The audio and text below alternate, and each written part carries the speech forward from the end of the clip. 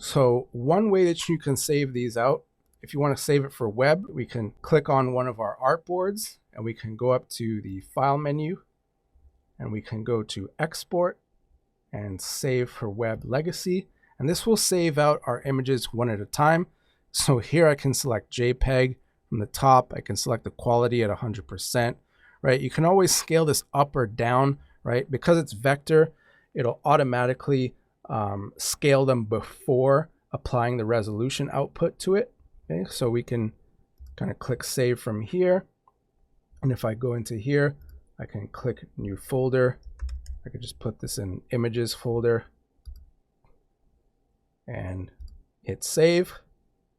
And if I go to my Finder, I can go to images and then there's my JPEG.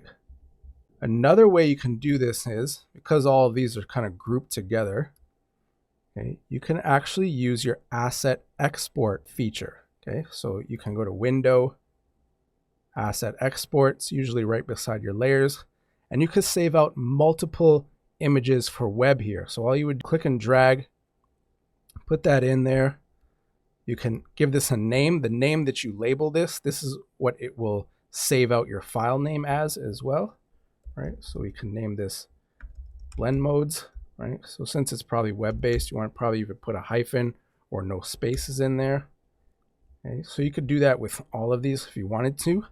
And then you can select what type of image do I want this to be. Is it JPEG? Is it PNG? You can even save it as a SVG or PDF. You can add a scale. So if you want these to be for Retina as well, so double the size, you can do that also as a PNG or as a JPEG if you wanted to. Okay, and then here you can go to your export options before you actually save it out. So basically you can tell it, where do you want to save your file? So you just click on this folder and just tell it you want it to save it inside of the image folder. It'll probably separate them with folders saying, like, you know, if you want them in 1x or 2x, it'll create a folder called 1x or 2x for you. Probably even create a folder by the file name as well.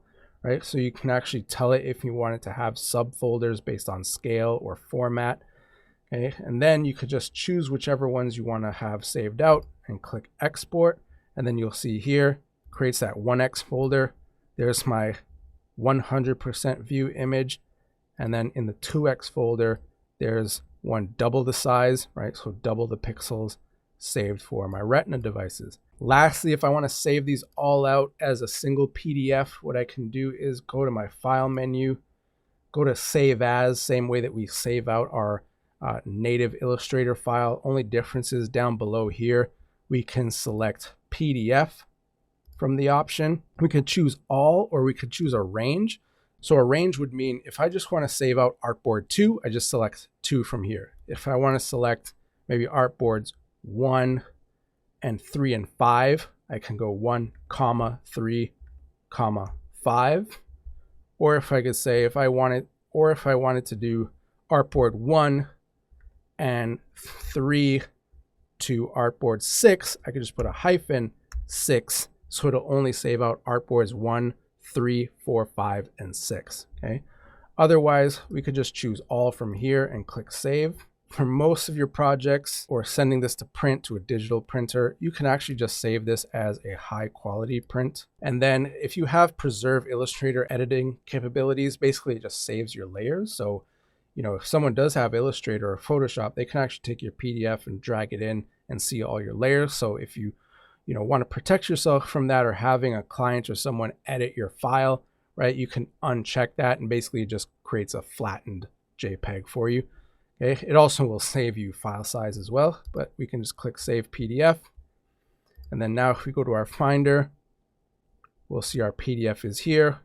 And if we look at this in preview, you'll see all of your artboards saved within one single PDF. These are just a few ways that we can use Illustrator effects and tools to design our artwork using Swiss-inspired typographic visual techniques. Now let's see how you can use some of these techniques in your own design. You can design a poster, a wallpaper for your phone, or maybe a series of typographic quotes to post on social media. If you're working on a poster or any other artwork that requires type effects, I'd love to see what you come up with. using this tutorial. If you have your own techniques, feel free to share in the comments or make a request below. I hope you found these effects and techniques helpful. If you enjoyed this video, give it a like and share it with others who might find it useful. Thank you all for watching, and I'll see you all in the next one.